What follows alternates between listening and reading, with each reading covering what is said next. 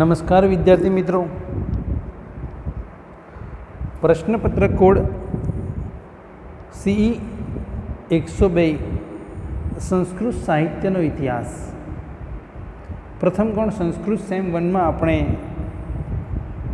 જે કવિઓનો અભ્યાસ કરવાનો છે એમાં મહાકવિ કાલિદાસ, ભાસ, ભવભૂતિ, શુદ્રક વગેરે વિશે થોડી માહિતી પ્રાપ્ત કરી. આજે આપણે મહાકવિ ભારવીને લઈશું. સંસ્કૃત સાહિત્યમાં પંચ મહાકાવ્યો પ્રખ્યાત છે. જે આ પંચ મહાકાવ્યોમાં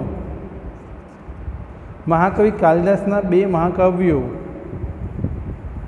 કુમાર સંભવમ અને રઘુવંશ, મહાકવિ માગનું શિશુપાલ વધ, શ્રી હર્ષનું નૈષધ્ય ચરિતમ અને ભારવીનું કિરાતાજુનિયમ છે. તો આપણે ભારવીના આ કિરાતાજુનિયમ મહાકાવ્યની આજે વાત કરવાની છે. તમારા માટે મોસ્ટ IMP પ્રશ્ન રહેશે, મહાકાવ્યના લક્ષણો આપી કિરાતાજુનિયમ મહાકાવ્યનું મહાકાવ્ય તરીકે મૂલ્યાંકન કરો. તો એ પહેલાં આપણે કિરાતાજુનિયમ મહાકાવ્યનું રસદર્શન કરવું પડે, એનો કથાસાર અને એમાં આવતા વિવિધ પ્રત્યયોને આપણે ભણવા પડે.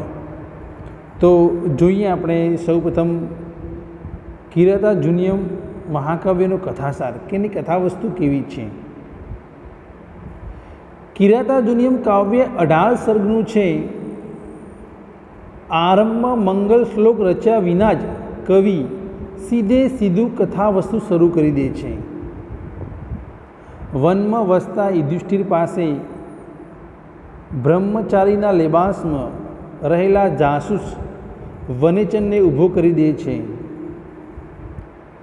આના પરથી દુર્યોધન પ્રજાપ્રિય થવા માટે જે પ્રયત્નો કરે છે તેનો ખ્યાલ આપણને આવે છે. આ વાત સાંભળીને દ્રૌપદી ઉશ્કેરાઈ જાય છે. કટાક્ષમય વાણીમાં તે યુધિષ્ઠિરને શરત ફગાવી દઈ પરાક્રમ દ્વારા રાજલક્ષ્મી પાછી મેળવવાનું કહે છે. ભીમ પણ વિવિધ દલીલો અને દ્રષ્ટાંતોથી એ વાતને સમર્થન આપે છે. પણ નિર્ભીક એવા યુધિષ્ઠિર સ્વસ્થતાથી દીર્ઘદ્રષ્ટિભર્યા જવાબ આપે છે અને હાલમાં સમય મર્યાદા પારવામાં જ આપણું સૌનું હિત છે એમ સમજાવે છે. ત્યારબાદ મહર્ષિ વ્યાસજી આવે છે. યુધિષ્ઠિરે ગૌરવપૂર્ણ સ્થાન પામવા પ્રયત્ન કરવો જોઈએ અને યુદ્ધ પણ કરવું જોઈએ એમ સ્વીકારી તે અર્જુનને ભગવાન શિવ પાસે હથિયાર લેવા માટે, અસ્ત્ર શસ્ત્ર લેવા માટે જવાની સલાહ આપે છે. તેમની સલાહ માનીને અર્જુન હિમાલય તરફ પ્રસ્થાન કરે છે. ચોથા અને 5મા સર્ગમાં શરદ ઋતુનું તથા હિમાલયનું ખૂબ જ સુંદર વર્ણન છે. 6થા સર્ગમાં અર્જુનના તપનું વર્ણન, ગૃહકોનો ડર, ઇન્દ્રને યાચવા અને ગંધર્વો તથા અપ્સરાઓના આગમનનું વર્ણન છે. 7મા સર્ગમાં આ વર્ણન ચાલુ જ રહે છે અને હાથીઓનું વર્ણન ઉમેરાય છે. 8મા સર્ગમાં અપ્સરાઓ તથા જલકીડાનું વર્ણન છે. 9મા સર્ગમાં સંધ્યા, સૂર્યાસ્ત, ચંદ્રોદય તથા રાત્રિ સમયે કામીઓના વિલાસનું ચિત્રણ છે. 10મા સર્ગમાં 6 ઋતુઓની સહાયથી અર્જુનના તપમાંથી ચલિત કરવાનો અપ્સરાઓનો પ્રયાસ વર્ણન પામ્યો છે. 11મા સર્ગમાં ઇન્દ્ર તપસ્વી વેશે આવે છે અને સાત્ર તેજ તથા તપસ્વીતાના દોષોની ચર્ચા કરે છે. અર્જુન કુળના ગૌરવ માટે તપ કરતો હોવાનું જાણીને તે પ્રસન્ન થાય છે અને પોતાના મૂળ સ્વરૂપે પ્રગટ થઈ ભગવાન શિવની કૃપા પામવાની સલાહ આપે છે. 12મા સર્ગમાં અર્જુનનું તપ તથા મૂક રાક્ષસનું વરાહના રૂપમાં આગમન દર્શાવ્યું છે. ત્યાર પછીના 2 સર્ગમાં અર્જુન તથા કિરાતના વેશમાં રહેલા શિવના બાણ એક સાથે વરાહ ઉપર પડે છે. કિરાત અર્જુન પાસે પોતાના શિકારની માગણી કરે છે. અર્જુન આનો વિરોધ કરે છે. એ મુદ્દા ઉપર બંને વચ્ચે યુદ્ધ જામે છે. શિવના લક્ષર કે બાણ અર્જુન પર અસર કરી શકતા નથી. છેલ્લે બંને યોદ્ધાઓ દ્વંદ્વયુદ્ધ પર આવી જાય છે. દરમિયાન આકાશમાં ઉછળતા શિવના પગ પકડી લેતા અર્જુન પર કિરાત રૂપધારી શિવ પસંદ થાય છે અને દર્શન દે છે. છેવટે અર્જુન દૈવી શસ્ત્રો માગે છે અને શિવ તેને આપે છે. અર્જુન પાછો આવીને તે શસ્ત્રો યુધિષ્ઠિરને સોંપી દે છે. તો વિદ્યાર્થી મિત્રો, આ એની કથા વસ્તુ છે. મહાકવિ ભારવી રચિત કિરાતાર્જુનીયમની. ભારવીનું આ મહાકાવ્ય યુગ પ્રવર્તક છે. પ્રત્યેક સર્ગને અંતે લક્ષ્મી શબ્દ આવવાથી લક્ષ્મક્યમ કાવ્ય તરીકે ઓળખાતું આ 18 સર્ગનું મહાકાવ્ય છે. આ મહાકાવ્ય ઇતિહાસો ઉદ્ભૂત છે. મહાભારતના વન પર્વના 27 થી 41 અધ્યાયમાં આવતા કથાતંતુને આધારે ભારવીએ જાણે કે 18 માળની ભવ્ય ઇમારત ઊભી કરી છે. આમ કરતાં તેણે ઉચિત ફેરફારો અને મૌલિક સર્જન પણ કરેલ છે. નવા યુગના મંડાણ ભારવીથી નવા યુગના મંડાણ થયા છે. આ કાવ્યની રચનાથી આ કાવ્યથી સંસ્કૃત મહાકાવ્ય હાસ્યોમુખ બન્યું છે એમ કહેવાય છે. તેમાં નવો યુગ શરૂ થયો. ભારવી, માઘ અને શ્રીહર્ષના બૃહત્તૈના નામે ઓળખાતા 3 મહાકાવ્યોમાં આ અગ્રસ્થાને રહેલું છે. મહાકાવ્ય રાજકીય દ્રષ્ટિબિંદુની વિસ્તૃત રજૂઆત, વૈવિધ્યસભર પાત્રો, ઋતુઓના વિસ્તૃત વર્ણન, તપ તથા યુદ્ધનું વર્ણન વગેરે ભારવીની કલા નિપુણતાનો પરિચય કરાવે છે. આ કાવ્યમાં રજૂ થયેલા જીવંત પાત્રોમાં ભીમને નવું વ્યક્તિત્વ મળે છે. અર્જુનનું પાત્ર કિરાત શિવના પાત્ર જેટલું જ ગૌરવ પામ્યું છે. પણ કિરાતાર્જુનીયમ મહાકાવ્યમાં નાયકનો પ્રશ્ન છે. કિરાતાર્જુનીયમનો નાયક કોણ હોઈ શકે એ વિશે વિદ્વાનોમાં એક મત નથી. મલ્લિનાથ અર્જુનને નાયક માને છે. ચિત્રભાનુ નામનો ટીકાકાર યુધિષ્ઠિરને નાયક માને છે. પણ કાવ્યના શીર્ષકમાં સ્થાન પામેલ અર્જુન જ નાયક સ્થાને છે. સમગ્ર કાવ્ય તેનો ઉત્કર્ષ સાધવા પ્રવેતે છે. આ જોતા યુધિષ્ઠિરનો વિચાર થઈ શકે નહીં, ભલે તે ફળપ્રાપ્તિ થતી હોય તેને. કેટલાક વિદ્વાનો ભગવાન શિવને નાયક માને છે. હવે રાજનીતિને સ્થાન, આ મુદ્દામાં જોઈએ તો ભારવીએ કાવ્યની શરૂઆત રાજનીતિથી કરી છે. કુશળતાથી તેને પોતાના રાજનીતિના પાંડિત્યનું પ્રદર્શન કર્યું છે. સમગ્ર કાવ્યનું વાતાવરણ રાજકીય રંગે રંગાયેલું છે. છતાં મહાભારતના પાત્રો તેની કલમે નવીનતા પામ્યા છે. રાજનીતિના કાવ્યનો મુખ્ય રસ વીર છે. પ્રત્યેક પાત્રનો જુસ્સો કથાનકને વેગીલું અને તેજસ્વી બનાવે છે. કાલિદાસની લેખન પદ્ધતિનો ત્યાગ કરીને તેણે જુદો ચીલો ચિત્રી વિશિષ્ટ સિદ્ધિ હાંસલ કરી છે. મહાકવિ ભારવીની કાવ્ય શૈલી જોઈએ તો ભારવીની શૈલી ભારેખમ છે.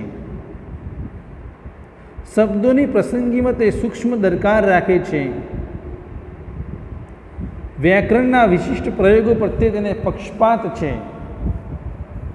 વર્ણનમાં તે ઘણો રસ લે છે. વિવિધ શાસ્ત્રો અને કલાઓનું પાંડિત્ય દર્શાવવાનો તેને મોહ છે. પોતાની અર્થહીન રચના માટે જાતે જ તે ગૌરવ લેવાની ટેવ તેનામાં જોઈ શકાય છે. વર્ણનો જોઈએ આપણે કે મહાકાવ્યમાં કેવા અને કયા કયા વર્ણનો છે. આ કાવ્યમાં વર્ણનનું ઝારું ગૂંથાયું છે. મહાકાવ્ય માટે જરૂરી ગણાવેલ બધા જ વર્ણનો મહાકાવ્યમાં આવવા જ જોઈએ એમ માનીને તે વર્ણનોને ભારવીએ અહીં ત્રાદશ કર્યા છે. આ વર્ણનો કથાનકને અવરોધે છે. તેના શબ્દ ચિત્રો ઘણા વિગત પ્રચુર છે. તપના વર્ણનમાં તે શાંત રસ અને યુદ્ધના વર્ણનમાં તે વીર રસ સમાવી શકે છે. તેની પ્રકૃતિ જોશીલી અને કંઈક ભયાનક છે, પરંતુ તેમાં માનવ ભાવ ભરેલા નથી. કાલિદાસના હિમાલય સામે ભારવીનો હિમાલય શુષ્ક લાગે છે. પ્રકૃતિ, જલકીડા વગેરે વર્ણનો સુંદર હોવા છતાં તેમાં સાહજિકતાનો અભાવ લાગે છે. અહીંના વિવિધ વર્ણનો મોટું વિષયાંતર છે અને કથાનક સાથે તેને કોઈ સીધો સંબંધ નથી. છતાંય પોતાના વર્ણન તે રસમય અને કુતૂહલ પ્રેરક જરૂર બનાવે છે. કાવ્યના પ્રધાન વીરરસને તે પોષક યુદ્ધ વર્ણનમાં તેની શક્તિનો પરિચય કરાવી આપે છે. મહાકાવ્યમાં છંદ વિશે જોઈએ તો રસ તથા વિષયને અનુરૂપ મધુર છંદો યોજવાનું ભારવી સામર્થ્ય ધરાવે છે. આ કાવ્યમાં કુલ 24 છંદો પ્રયોજવામાં આવ્યા છે. 5મા અને 18મા સર્ગમાં તો લગભગ 16 અલગ અલગ છંદોની જાણે કે ભાતીગર આકૃતિ ઉપસાવી હોય તેવું લાગે છે. તેમાં મોટા છંદોનો એક એક શ્લોક પણ છે. ભાવાનુરૂપ અને પ્રસંગ પોષક છંદ યોજવામાં કવિની શૈલી પ્રશંસનીય છે. પંડિત ભોગ્ય રચના. ભારવી પથિત યશ મહાકવિ છે. કાવ્ય કલા તથા કાવ્ય રચના માટે વર્ષોથી તેની પ્રશંસા થતી રહી છે. તેનું અર્થગૌરવ તો સવિશેષ વખણાયું છે અને એટલા માટે સંસ્કૃતમાં એક પંક્તિ પ્રચલિત બની છે, ભારવી અર્થગૌરવ.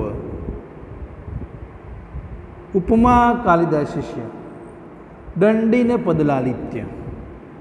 જેમ દંડીનું પદલાલિત્ય વખણાય છે, મહાકવિ કાલિદાસનો ઉપમા અલંકાર વખણાય છે, તેમ મહાકવિ ભારવીનું અર્થગૌરવ વખણાય છે. કાવ્ય રચનામાં તે સભાન કલાકાર છે. તેનામાં આયાસ અને કૃત્રિમતા તરી આવે છે. કિરાત કાવ્યના પ્રથમ 3 સર્ગ નર્યા ગદ્યારું છે તથા ચિત્રબંધને ગ્રથિત કરતા વિભાગો કઠિન અને પંડિત ભોગ્ય છે.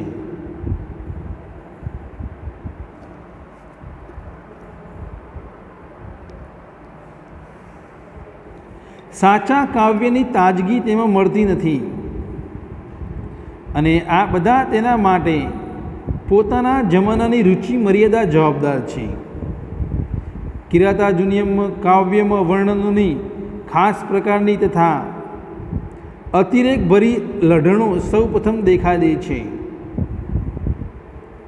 ભારવી એક મહાન પરિબળ તરીકે જોઈએ તો આપણે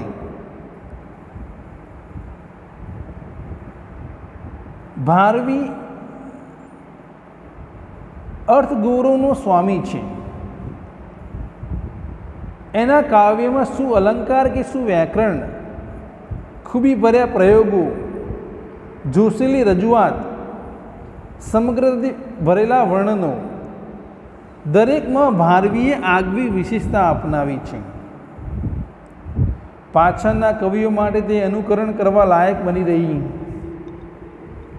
સંસ્કૃત મહાકાવ્યના ક્ષેત્રે ભારવી મહાન પરિબળ બની રહ્યો છે.